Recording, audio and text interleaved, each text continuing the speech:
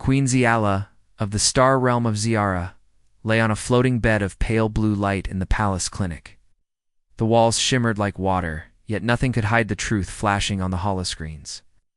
Both of her hearts, the twin pumps that had guided the realm for 50 years, were failing together. They beat in uneven echoes, each weaker than the last. Court healers whispered in tight circles, trading scans and formulas that ended in red alerts. Outside the glass, nobles and citizens gathered, searching for comfort in each other's eyes. But hope slipped away like sand between gloved fingers. The chief healer, scale-skinned scholar named Varlek, raised a trembling hand during the emergency council meeting. His voice cracked as he admitted there was one narrow path left. A rare human enzyme called AL326 might restart the damaged tissue. The chamber fell silent. Most Sirians had never seen a human up close. Tales painted them as fierce death-worlders who thrived in gravity and storms that could crush alien bones. Still, the elder advisors voted. Pride could not outweigh the Queen's life. A fast envoy would leave at once for the solar system, far away at Luna Medical. Station 7, Ethan Kane was finishing a long shift. He was not a surgeon, but an advanced cardiac engineer, someone who rewrote tiny protein codes instead of cutting with blades. Ethan's days were simple. Patch up miners who pushed their hearts too hard in low gravity, comfort frightened children, waiting for scans, and tidy the lab before the next sunrise over the gray lunar horizon. He liked quiet work and warm coffee, and he believed every life had equal worth, no matter the species. That belief would soon be tested in ways he never imagined. The Zyrian envoy arrived without warning. One moment the station's docks were calm, the next, a silver shuttle shaped like a curved leaf locked into place. Station officers stepped back as violet banners unfurled, carrying symbols no translator could read. From the hatch stepped Ambassador Cavell, tall and silk-robed, his eyes reflecting twin golden moons. Behind him walked two guards wearing living armor that shimmered like beetle shells. Word spread through the corridors that alien royalty lay dying, and that they sought one human who could heal her. Ethan's name echoed over the intercom. Ethan met the envoy in a small briefing room that suddenly felt far too small. Ambassador Cavell spoke with gentle urgency, explaining Queen Ziala's condition, the failing twin hearts, and the enzyme only Ethan's work could create. Holograms floated above the table, spiraling genes, pulsing ventricles, and countdown clocks ticking. From days to hours, Ethan listened, heart racing. He had never left Earth space. He asked about risks, pay, and return passages for his patients. The ambassador promised safety, resources, and the gratitude of an entire realm. Yet Ethan saw a quiet plea in those bright alien eyes that no contract could capture. That night, Ethan walked along the station's ring, watching Earthrise glow blue and white beyond the shielded glass. His colleague, Nurse Haley, found him there. She said chances to change worlds appeared only once. She placed a small data chip in his hand software routines he had been perfecting, and whispered, "Use this where it matters most." Ethan realized fear and doubt were luxuries the Queen no longer had. Before sunrise, he signed the envoy's documents with a shaky stylus and sent a short message to his parents, going far to help someone. "Love you." Preparations moved fast. Medical drones packed Ethan's portable lab into foam cases. Refugee families he had treated lined the corridor to wave goodbye, offering jars of lunar honey and knitted scarves. The sight made him blush. He boarded the shuttle, where gravity felt a shade lighter, and the air smelled of crushed mint leaves. Captain Rallos, a quiet Zyrian pilot with silver markings across his cheeks, guided him to a cabin filled with transparent lockers of supplies. Through a viewport, Ethan watched Luna shrink to a pale coin, then dissolve into a field of bright jumps. Space stretched ahead like an unwritten page. During the voyage, Ambassador Cavell shared stories of Zyra. He described crystal forests that hummed in the wind and rivers that flowed upward at dusk. But he also hinted at unrest. The monarchy too traditional. Others whispered that a regent might inherit soon. Ethan noted the tension in Kevil's shoulders each time he mentioned the palace healers. One shift cycle, Ethan caught the ambassador staring at the crate where the enzyme reactor sat. "Guard that closely," Kevel said, voice low. "There are those who believe the throne should change hands, even if the queen must fade for it to happen." Unbeknownst to them, Chief Healer Varlak stood before the sealed throne hall on Atria, gazing at the silent queen. He held a data slate showing the envoy's departure schedule. A younger noble asked if the human would arrive in time. Varlak's thin mouth curved into something like a smile. "Perhaps," he said calmly, "but perhaps we will greet him with courtesy and place every difficulty in his path." The noble shivered, yet Varlak turned away, already calculating new barriers. Far across the void, Ethan Kane rested in his bunk, unaware of the storm gathering ahead, while the stars kept their eternal pulse. The shuttle slowed from star jump speed. Ethan Kane saw the capital world of Atria filling the viewport like a glowing jewel. Pale turquoise oceans wrapped around chains of crystal islands and a single white ring of defense satellites. Shone in the dawn light, Ethan's breath caught, but he tried to act calm, smoothing the wrinkles in his travel jacket. He felt the weight of the enzyme crate at his feet, its cool metal sides humming with hidden power. Ambassador Kevel stood beside him, hands folded inside long sleeves. Hiding his own nerves, their craft dipped through layered shields that rippled across the sky like liquid glass. Air traffic control towers, tall and curved like stalks of grass, guided them toward the royal landing tier. As soon as the shuttle's doors hissed open, warm floral air rushed in. A greeting party waited, priests in soft gray robes, palace scientists in light armor, and rows of guards holding spears that doubled as pulse rifles. Every alien I locked on Ethan, the only human on the platform. He forced a polite smile, whispering to himself a memory of Luna Station. All lives have equal worth. Stay true. Chief Healer Varlak approached first, appeared dignified, wearing fresh silken robes, his scales oiled to a dark shine. To anyone else, his bow seemed graceful. Ethan sensed chill calculation beneath the courtesy. "Welcome, Specialist Kane," Varlak said, his voice thin but smooth. "We honor your effort. Please, bring your device. We've prepared a lab to your exact specifications." Ethan nodded, but noticed Varlak's gaze linger on the enzyme crate. Two small hover carts carried the equipment through arched corridors of living crystal. Walls glowed with soft blue pulses that matched the queen's faint heartbeat, monitored by hidden sensors in every corner. Each time the signal faltered, the walls dimmed. Palace staff flinched, as though a shadow crossed the sun. Ethan felt his chest tighten with shared fear. If his work failed, a world would mourn, and maybe war would follow. The palace science wing resembled a cathedral more than a hospital. High ceilings, tall glycerin tanks holding medicinal corals, and floor panels that rearranged to form new workstations.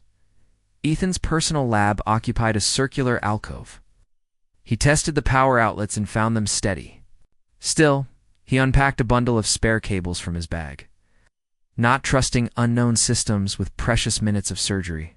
Within the hour, palace assistants delivered copies of the Queen's scans on slim holoslates.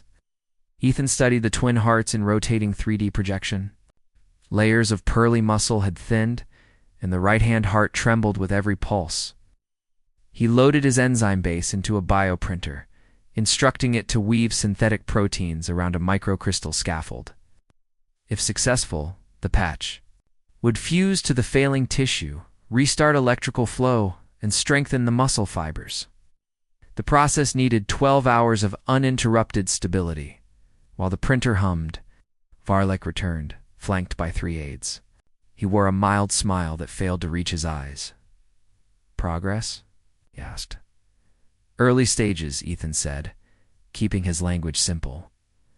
"The patch is building. No setbacks." Varlak leaned closer to the printer's transparent chamber. "It's fascinating," he murmured. "May I?" Without waiting, he tapped a control rune. Ethan's throat tightened as the machine beeped an unknown override. He reached out quickly and cleared the command queue. "Please do not change parameters," he said, careful, but firm. "One wrong setting, and the proteins collapse." Varlik's smile grew thinner. "Forgive my curiosity," he said, stepping back. "We trust your expertise. Perhaps you will join the council dinner tonight. You should meet the nobles who rule while our queen rests." Ethan thought of the waiting printer and politely declined. Varlik's eyes flickered with something like irritation. Then he turned away, robes swirling like storm clouds. After he left, Ethan locked the printer controls with a passcode taken from Haley's data chip. The machine resumed its gentle pulse, each layer forming a living map of hope. Hours drifted by. Atreya's sun set beyond angled skylights, painting the lab in rose light. Ethan tested support nanites, calibrated microdrones, and reviewed his simple English notes so palace nurses could follow the plan. Fatigue wrapped around him, but excitement kept his hands steady. Near midnight, he stretched and walked to the beverage dispenser for a cup of hot kelp tea. He returned to find one status bar flashing orange. Enzyme destabilization. Shocked, he yanked off the printer lid. The solution inside shimmered with bubbles. Someone had slipped in a contaminant. Heart pounding, he injected a neutralizer and began emergency filtration. The bar faded from orange to yellow, stabilizing. A quiet beep sounded at the door. Captain Leora, a palace guard in light armor, stepped in. She was tall, her face broad and honest, markings like silver leaves at her temples. "Ambassador Kevel sent me," she said softly. "He fears you may need protection." She eyed the printer. "Ready trouble?" "Small setback, Ethan." Lead, not wanting panic to spread. "Machine safe now." He did not mention sabotage, but logged the event and changed his passcode again. Leora stood watchful until dawn. Nodding curtly at anyone who tried to enter morning, brought a briefing with senior palace medics. Varlik arrived late, offering no excuse. He announced that the queen's condition had worsened within 3 days. Both hearts might cease. Whispers tangled in the room, each medic glancing at Ethan. Varlik then presented a revised schedule, demanding the final patch in 24 hours, half the required time. Ethan protested gently, saying, "Quality will drop if we rush, we risk failure." Varlik spread his hands. "Risk is inevitable," he said, "yet delay is certain doom. Do what must be done." The meeting adjourned. Outside, Leora joined Ethan. "He sets you up to fail," she said, voice low. Ethan adjusted his glasses, sighing. "Then we must not fail." Returned to the lab and doubled the bioprinters. Speed, choosing a denser lattice to maintain strength, despite rapid growth. While code compiled, he checked access logs. One login, flagged unknown origin, drawn from Varlik's activator badge. Proof of sabotage. Ethan saved the record onto a portable chip. He planned to give it to Ambassador Kevel, but time slipped away while printers glowed and drones danced in tight loops above the patch. As evening fell, lights cut out for 3 seconds. Backup cells kicked in, but alarms rang, Leora reported. That parts of the palace experienced unexplained power surges. Ethan's enzyme mix barely held together. Sweat stung his eyes as he activated a stabilizer wave, saving the compound by a slim margin. Midnight again. The completed heart patch floated in nutrient gel, pulsing softly in rhythm with simulated heartbeat. Ethan let out a long breath of relief, then sealed the chamber. At that instant, his door slid open. Ice. Palace guards in dark armor stormed inside. Led by a stern lieutenant, Ethan Kane, the lieutenant barked. "You are under arrest for theft of royal medical property and unlawful tampering with palace systems." Ethan froze, blinking. "Theft, tampering," pointed at his work. "This patch is for the queen." The lieutenant ignored him and nodded to her squad. 2 guards grabbed the enzyme crate while another reached for the patch chamber. Ethan stepped forward, heart hammering. "Do not touch. That is unstable." The lieutenant's visor reflected cold light. "Stand down." Captain Leora emerged. From a side corridor, weapon half drawn. "What accusation is this?" she demanded, placing herself between Ethan and the squad. "Orders from Chief Healer Varlik," the lieutenant replied. "Evidence suggests sabotage originating from the human's console." Ethan tried to speak, but for blasters angled at his chest silenced him. In the humming lab, vats of fragile heart, tissue and misstep from collapse glowed behind him. like giant eyes. The guards closed in, and Ethan realized he was cornered. The Queen's one hope hanging in the balance as blinking danger symbols painted the room in red warnings. Queen Ziala lay silent in her hidden clinic bed, while chaos cracked the palace. Across the science wing, Ethan Kane faced 4 blaster muzzles. Behind him, the heart patch floated in its jar, fragile as soap film. Captain Leora kept her palm raised. "This order is unlawful," she said. "Calm. The human serves by council decree." The lieutenant's visor reflected warning lights. "The order bears Chief Healer Varlick's seal." "Then the healer betrays his oath," Leora replied. Tension. Stretched like wire, Ethan spoke fast. "Check console logs. You'll see sabotage from someone else." "Silence," the lieutenant snapped, motioning her squad. Liora tapped her wristband. Floor panels flashed blue. Local gravity dipped. Guards lurched. Ethan felt lighter. Leora swung a stun rod, knocking a rifle wide. Bolts hissed past nutrient. Vats, scorching glass. Ethan seized the enzyme crate. Alarm screeched. Sprinklers fogged the room. "This way," Leora shouted. They dove through a side door that sealed behind them. Sirens echoed while they raced servant tunnels, emerging onto a night balcony. Twin moons hung low above crystal towers. Down a maintenance stair, they slipped into the undercity transit hub. An old cargo pod waited on silent tracks. Inside, the pod shot into dark tunnels. Maps on the wall showed their exit point, the mist jungles near the ruins of Lycora. Ethan steadied his breath. "Why ruins?" "Because they hide the Heartstone," Leora said. "It can anchor your patch permanently," she explained. "Long ago, Xerian builders forged living crystal cores. One remains below Lycora, abandoned and guarded by myths. With it, the Queen might live decades.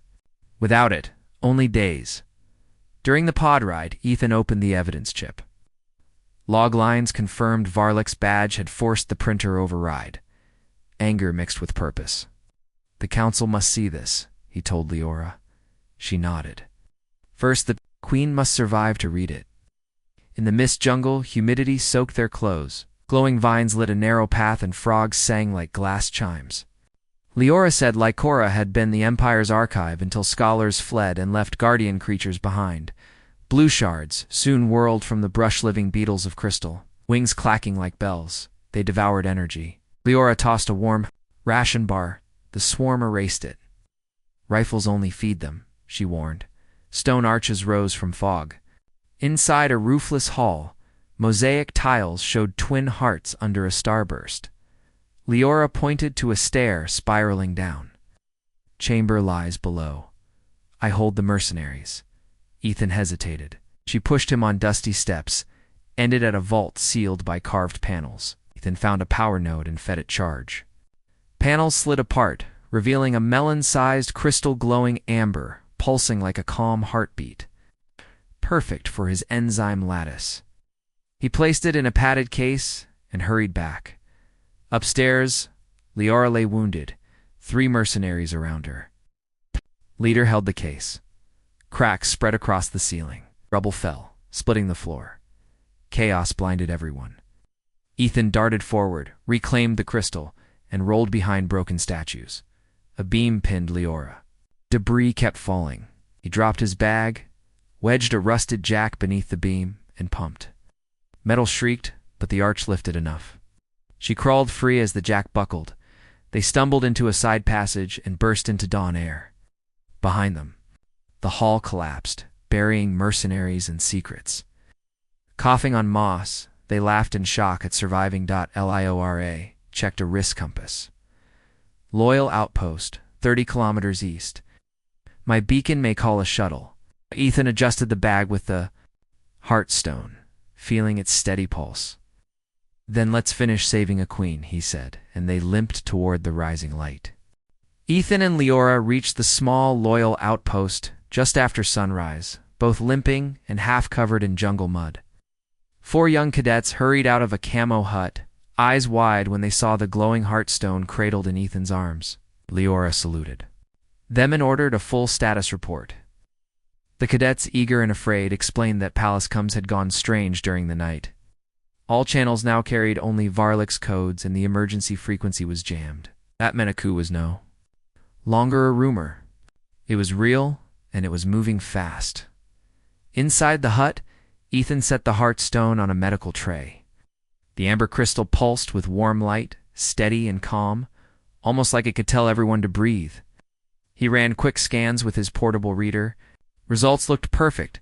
The lattice inside the stone still matched his enzyme pattern. They would need to insert it directly into the heart patch just minutes before surgery. If he waited too long, the lattice would grow brittle. Time was their enemy once more. Liora gathered the cadets around an old holomap.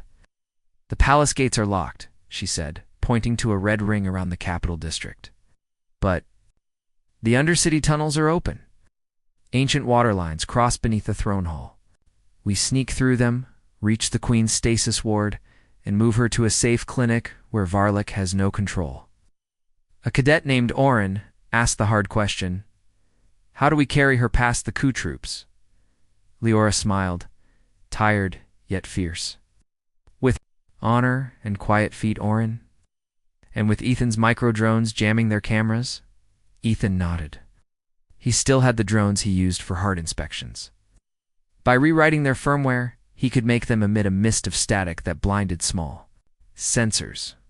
During the 2 hours that followed, he coded while the cadets cleaned weapons and loaded packs with medical gear and power cells.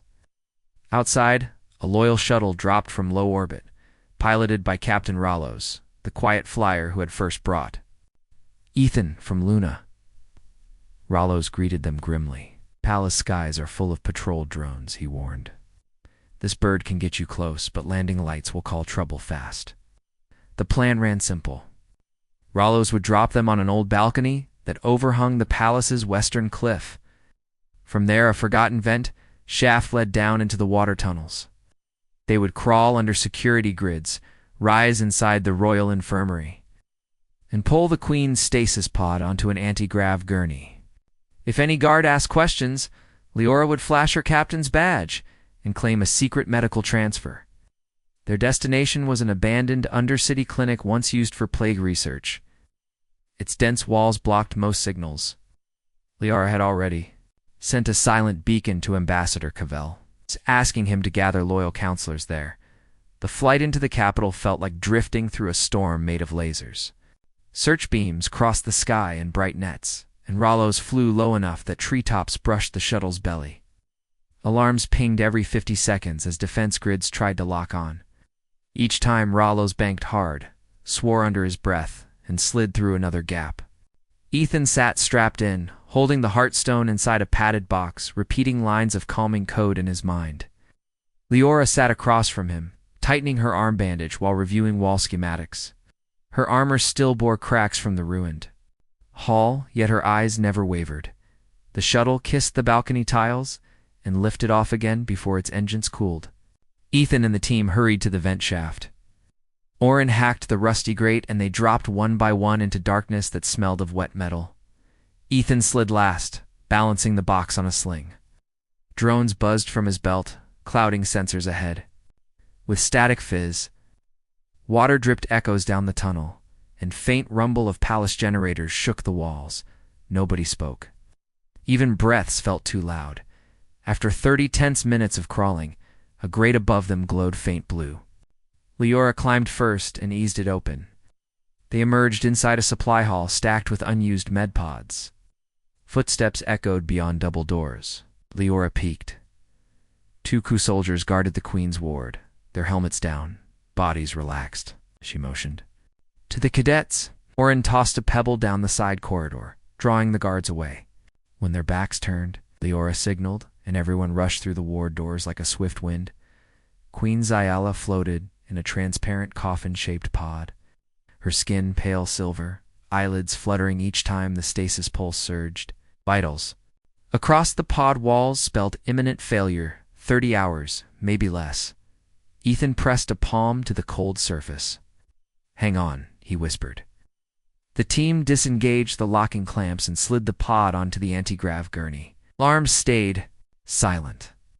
Varlik had ordered stasis to remain secret, so he had disabled audible alerts. a choice that now betrayed him. Pushing the gurney, they moved back toward the tunnel stair. Halfway down a broad gallery, 4 armored nobles strode out of a lift, blocking the path. Their leader held a court badge of high rank. "Return the pod," he declared, voice cold as moon ice. Leora dropped to a guard stance. But before weapons flashed, Ethan stepped forward and spoke in simple, steady words. "The queen will die if she stays here. We have proof that Varlek sabotaged her cure. Let us pass, and you will still serve the true ruler." The nobles hesitated. The leader's eyes flickered to the queen's face, then to the heartstone box under Ethan's arm. Doubt cracked his anger. Det whispered that palace gossip now blamed Varlek for power cuts. After a long breath, the noble stepped aside. "Save her, human," he said. "If you fail, we will not stop the next wave."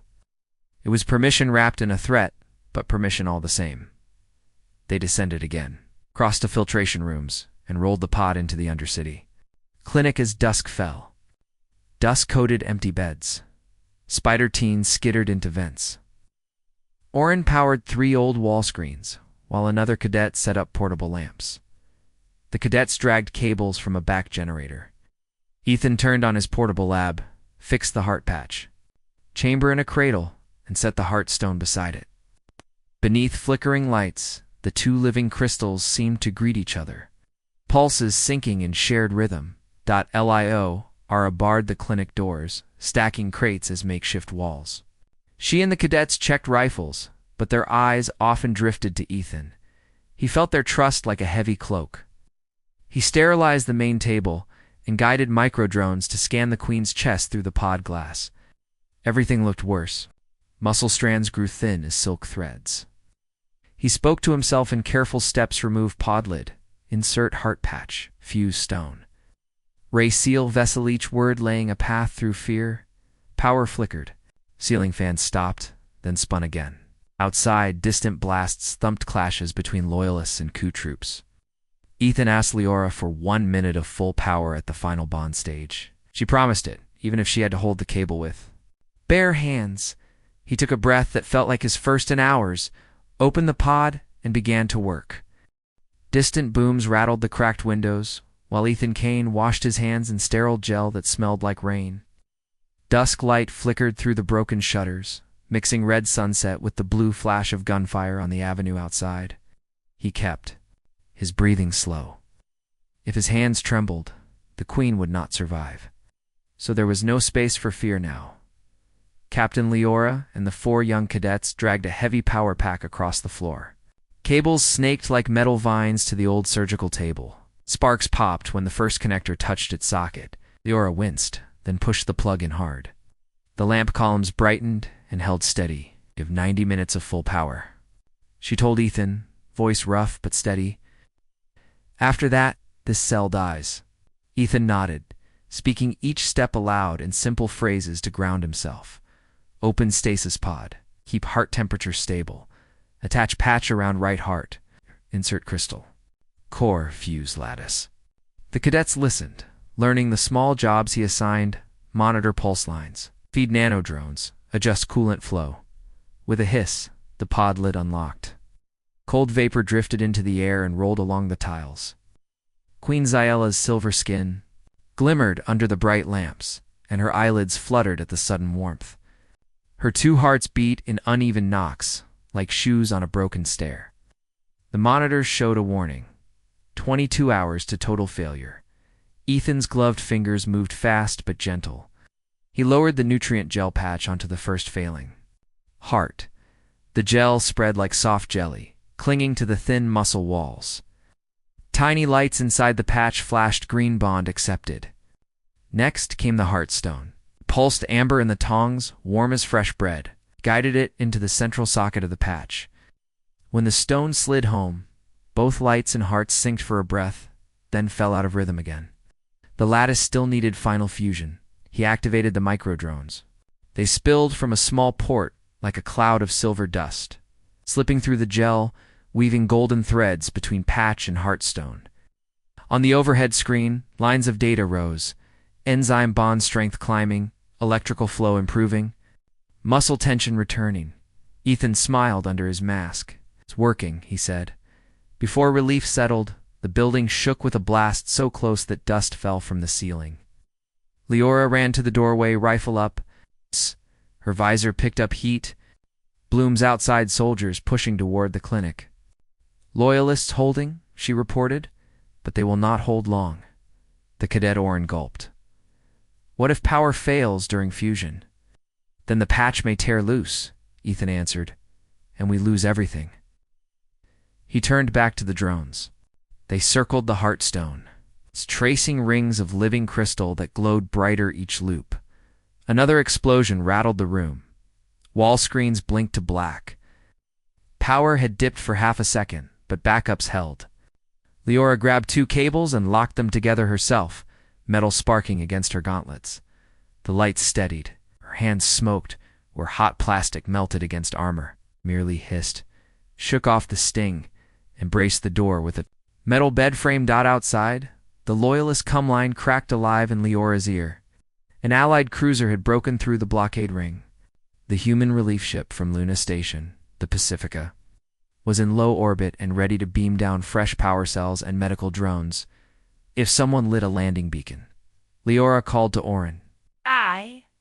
The cadet sprinted to the roof access with a handheld flare unit while blaster fire popped in the streets below. Inside, Ethan reached the critical stage.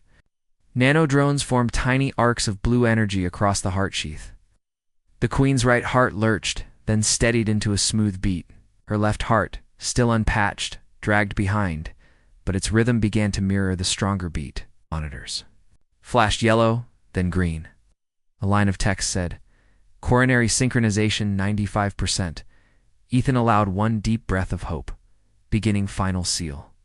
He set a microcautery field that would weld the patch edges and lock the crystal. Core forever. A timer started counting down from 3 minutes. Gunfire hammered the outer wall now. Chunks of brick burst inward and sunlight speared through the holes. Leora and 2 cadets returned fire, carefully keeping blasts high so no stray bolt hit. The Queen, sparks ricocheted across rusted lamp frames. Crash announced the front door giving way. Coup troops shouted orders as they pushed into the entry hall. Orin's voice crackled over the intercom. "Beacon lit, repeat, beacon lit, ship's transport beam online in 90 seconds. His words cut off with a sharp gasp and distant plasma. Hiss static followed. "Hold that line," Leora yelled. She slapped a new power clip into her rifle. One cadet dragged a cabinet across the hole in the wall, buying a few seconds. Shouts outside turned into coughs as smoke grenades exploded. Air thickened with gray fog. Ethan's timer reached 30 seconds. Sweat rolled down his nose and dropped onto his mask. He didn't dare wipe it. The nanodrones finished the final crystal weave and parked themselves in standby. He checked muscle tension again, numbers steady, stronger than before. Left heart now followed right heart exactly, a perfect dance. "Seal complete," he whispered. "We have a stable graft." Enormous crash rocked the clinic. The barricade cabinet shattered, tossing splinters across the room. Through swirling dust stepped Chief Healer Varlek, flanked by 4 elite guards in dark armor. His robes were torn, eyes wide with something like desperate triumph. Raised a blaster set to stun. "Step away from the Queen," he barked. "Have violated royal command." Ethan did not move. He placed one palm over the Queen's chest, feeling the twin hearts beat strong beneath. "It's done," he said, voice calm. "She will live." Varlek's face twisted. "Then she will live to see you executed for treason." He aimed at Ethan's head. Leora leaped between, rifle raised, but Varlek's guards locked on her. With 4 barrels, tension tightened until even the air seemed to freeze. Overhead, a boom like thunder shook loose tiles from the ceiling. Golden light stabbed through gaps as the Pacifica's emergency beams sliced open the roof plating. A cylinder of bright energy touched the floor beside the surgical table, power cells and medical crates materializing within its glow. Varlek's guards spun in shock, visor sensors overloaded by the sudden radiance. Leora seized the moment. She fired twice, knocking weapons from 2 guards. A 3rd guard fired wild. The round scorched a lamp but missed Ethan by inches. Varlek ducked behind a tipped gurney, screaming orders drowned by the roar of the beam. Ethan focused on the new power cell, dragging its heavy pack toward the main supply node. Every step felt slow inside the chaos, but he slid the connector. Home lights brightened to full strength. Monitors sang soft green notes. Queen Zyella opened her eyes. Silver pupils met Ethan's stunned gaze with clear awareness and a calm authority that hushed the room. She drew her first real breath in. Weeks. The twin hearts inside her chest answered with 2 firm beats, perfectly aligned. Soldiers on both sides stood frozen by the sight. Varlek still crouched, stared as though seeing a ghost rise. Zyella's voice came gentle, but carried like a bell. "Lower your weapons," she said to everyone present. And for a heartbeat, nobody disobeyed him in the coup soldiers, yet Varlek's finger tightened on his hidden sidearm, hate burning behind his eyes. The moment stretched, fragile as spun glass, as Ethan stepped protectively beside the queen, not knowing if the next sound would be applause or another shot aimed straight. At Hope's new heart, silence held the broken clinic like a fragile bubble. Dust still floated in the beam of light that poured through the roof, but every weapon stayed half-raised, waiting for the next heartbeat to decide whether it would fire. Queen Zyella sat up on the surgical table, her silver skin catching the beam's glow. She looked from soldier to soldier, then to Ethan, then to Captain Leora. Each glance was calm and steady, as if she had slept through a quiet night rather than survived a coup and a miracle. Varlek crouched behind the spilled gurney, rage flickering across his narrow face. Sweat ran between the scales on his brow. Maybe he sensed the room slipping from his control because his hands shook when he aimed the hidden sidearm. One twitch and the queen would fall after being saved only moments ago. Ethan noticed the gun first. Moving on pure instinct, he stepped in front of Zyella, lifting his arms even though he wore no armor. Varlek's eyes widened in surprise at the human's foolish courage, but he still squeezed the trigger. The blaster hummed, a bright coil heating for half a second. Half a second was all Captain Leora needed. She fired a single stun round that struck Varlek's wrist. The shot crackled with blue light. His gun clattered to the floor, the beam firing wild and slicing a harmless groove in the far wall. Varlek fell to his knees, clutching his numbed hand-eyes filled with panic now that his last weapon was gone.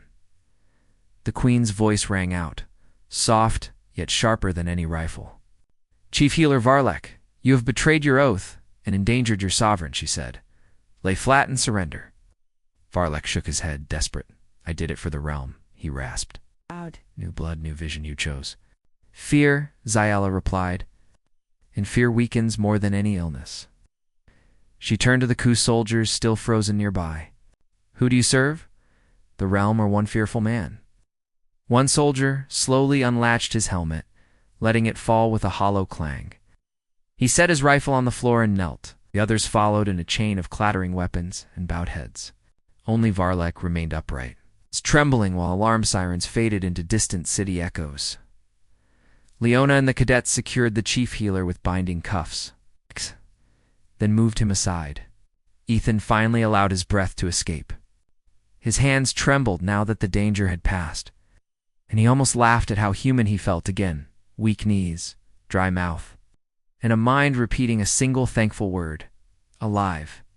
The queen slid off the table. Ethan rushed to steady her, but she stood tall, stronger than he expected. The twin hearts in her chest beat with a deep, even rhythm that hummed through the room like low music. Monitors showed flawless vitals, oxygen saturation at peak, muscle strength climbing each minute. Nanodrones finished their work and folded into rest mode. Zyella pressed a hand over the sealed patch, a human heart inside a Zyrian body. She said, half marvel, half prayer, "Let the galaxy remember this day." She looked at Ethan. "Your courage and skill have given me time to heal the realm as you healed me." Leora bowed. "Your Majesty, the palace still burns with fighting. Loyalists hold many halls, but some nobles refuse to yield." The queen nodded. "Then we walk into the palace together and end this." She glanced down at her plain clinic gown and smiled. Perhaps I need armor. Ethan shook his head. You only need your voice now. Everyone is listening. Outside, the night air rang with alarms and crackling energy fire. Loyalist troops formed a moving shield around the clinic doorway. When they saw their queen walking out alive, they dropped to one knee in stunned relief, then rose with renewed purpose. Word spread by radio, by runner, by sheer awe that the rightful ruler breathed again. Ambassador Kevel met them at the first street corner, robe scorched, but smile intact. The council waits in the great hall, he reported. Most nobles have joined us since news of your recovery. Sayala squeezed his arm. Bring the council and any remaining rebels. They will hear truth in person. They traveled through side alleys to avoid stray fire. The queen refused a hover chair, choosing to walk every step. Ethan stayed beside her, Heartstone monitor clipped to his belt. Leora scouted ahead, rifles slung but finger near the trigger. The cadets marched. With banners of the realm, each tear in the fabric like a scar the land would soon mend. The great hall doors stood open, guards bowing low. Inside, nobles filled the tiers, some ashamed, some hopeful. Varlik, still cuffed, was pushed to the center dais under guard. Ziela climbed the steps and faced them all. She spoke simply, without ceremony. Fear poisoned our trust, ambition blinded our healers. A human crossed the stars to offer help we never earned, and still we tried to break him. Yet he gave life instead of taking it. She gestured to Ethan. Murmurs rippled through the hall, many eyes widening at the ordinary-looking man in a stained medcoat. From this day, Ziela continued, humans are recognized as partners in healing and science. We will build a shared hospital in orbit above both our worlds, open to any species in need. Applause rose from every corner, soft at first, then roaring. She turned to Varlek last. You saved many lives in your long service, she said, regret in her voice. But you let fear and pride guide your final choice. You will face trial with mercy if you show true remorse.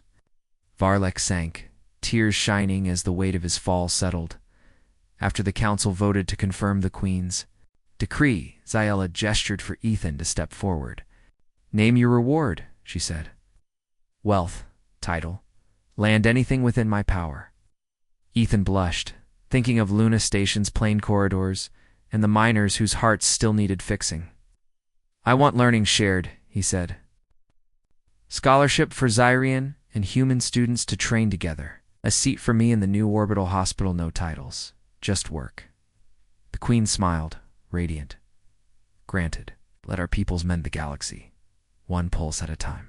Laughter and cheers filled the hall. Leora punched Ethan's shoulder with gentle pride. Ambassador Cavell bowed so low his forehead touched the floor. Even the cadets wiped eyes that sparkled with hope. Outside the palace, dawn edged the sky with lavender and gold. Defense satellites turned off their red siege lights, swapping them for soft blue beacons of peace. Broadcasts spread across star systems, images of a human standing beside an alien queen, twin hearts beating in one rhythm. Umpires and corporations, smugglers and scholars, all paused to watch new history unfold. Hours later, on a quiet balcony above the waking capital, Ethan sipped hot leaf tea while the queen leaned on the rail beside him. Wind tugged at her silver hair. Below, construction crews cleared rubble. Loyalists helped rebels lower weapons.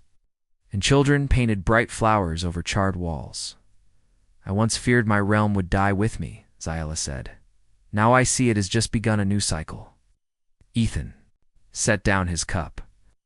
Hearts can break, he said, remembering countless patients from Luna to Jungle.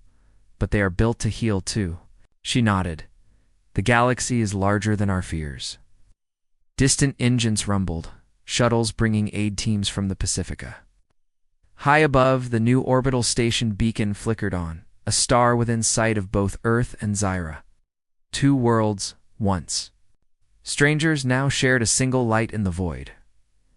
And somewhere beyond that glow, countless other hearts, Salian, human, or still unnamed, kept beating, waiting for the moment when courage, not fear, would reach them too.